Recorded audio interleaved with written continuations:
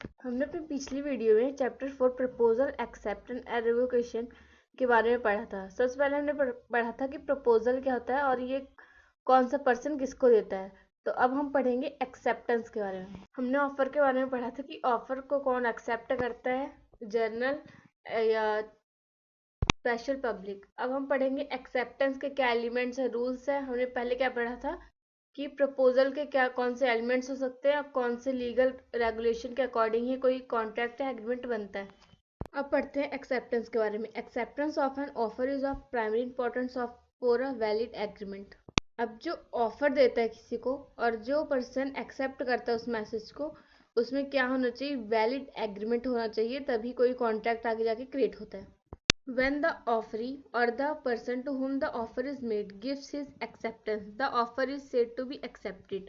मतलब ऑफरर कौन होता है, ऑफर को देने वाला ऑफरी कौन होता है, जिसने उस मैसेज को एक्सेप्ट किया है वो ऑफर ही होता है। और कोई भी प्रपोजल मेड कौन करता है, ऑफरर, जो कि ऑफर देता है अदर पर्सन को। अदर पर्सन क्या करता है, उस ऑफर को एक्सेप्ट करता है। आगे an offer becomes a promise और an agreement only after its acceptance.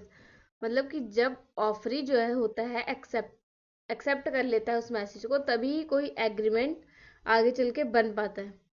तो जो ऑफरी होता है उसके एग्रीमेंट में उसका इम्पोर्टेंट रोल होता है। एग्जाम्पल के लिए A says to be that he wants to sell his car for 1 lakh. B says to A in reply that he is prepared to buy his car for 1 lakh. Here B has accepted the proposal of A। जैसे कि कोई person A है, उसने अपनी car को 1 लाख में बेचना चाहता है, उसने B के पास ऑफर किया। B ने क्या किया, एक्सेप्ट किया कि मुझे ये कार चाहिए, तो दोनों के बीच में एग्रीमेंट बना। B कौन हो गया इसमें, ऑफरी, जिसने क्या किया, मैं उस प्रपोजल को एक्सेप्ट किया। आगे क्वेश्चन है हु कैन एक्सेप्ट। अब जो ऑफर है वो एक्सेप्ट कौन कर सकता है, इसमें दो कंडीशंस होती है, एक स्पेसिफिक एक जर्नल।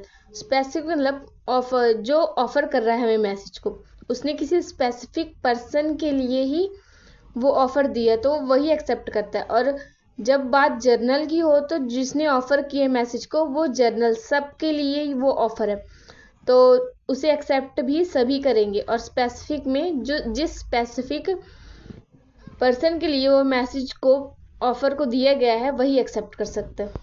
आगे rules of acceptance. First, acceptance must B absolute and unconditional.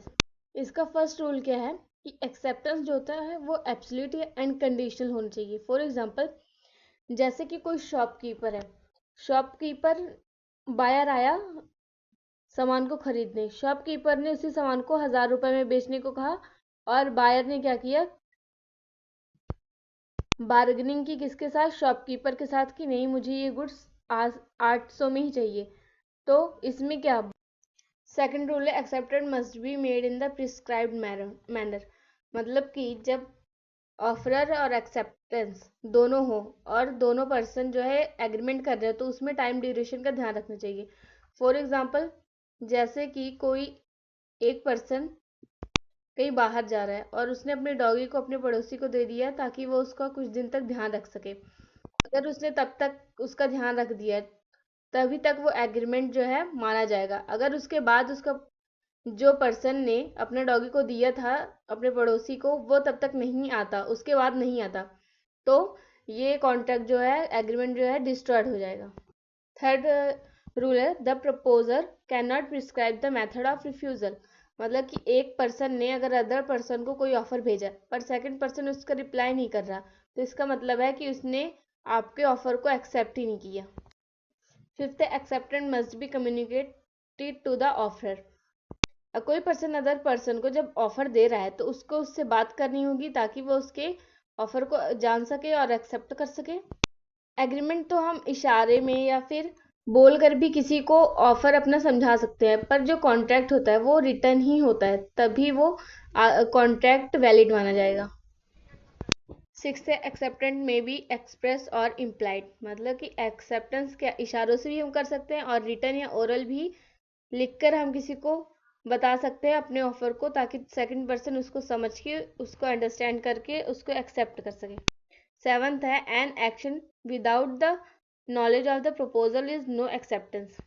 अब ऑफर करने वाले पर्सन ने अदर पर्सन को अपना ऑफर दिया है, पर सेकंड पर्सन के बारे में, उस ऑफर के बारे में अगर पता ही नहीं हुआ तो वो कैसे एक्सेप्ट कर सकता है? ऑफर वही एक्सेप्ट कर सकता है जिसके पास जो ऑफरर है उसने जो प्रपोजल दिया है। 8th पॉइंट है acceptance can only be given by the person to whom the offer is made. कोई ऑफर अगर स्पेशल पर्सन के लिए दिया गया तो वो स्पेशल पर्सन ही उस ऑफर को एक्सेप्ट कर सकता है, कोई अदर पर्सन नहीं। 9th है acceptance must be made before the lapse और विड्रॉवल ऑफ एन ऑफर। मतलब जो कोई पर्सन अदर पर्सन को ऑफर देता है तो उस टाइम ड्यूरेशन तक ही जो ऑफर है जो एक्सेप्ट करेगा उस ऑफर को, उसको अपना आंसर टाइम के अकॉर्डिंग ही देना होगा। अगर टाइम के अकॉर्डिंग देने में डिले हो जाता है ऑफरी को तो वो एग्रीमेंट नहीं माना जाएगा।